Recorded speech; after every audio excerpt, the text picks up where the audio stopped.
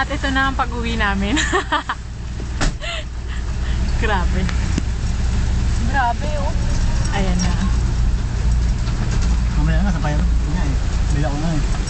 Grabe, lakas ng hangin. Tayo na di bubuwan dito.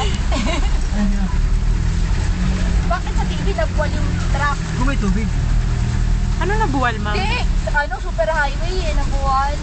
makatakbo. Ouch.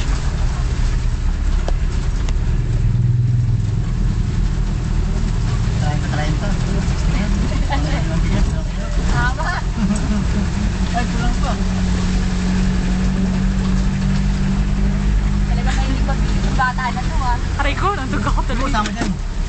Kasama nga mga driver eh. Aray ko. Ito papadala namin sa sa bayan patrollers. Ayan. So yung mga ganito, yung mga tipong mapapahamak ka. Hindi ka.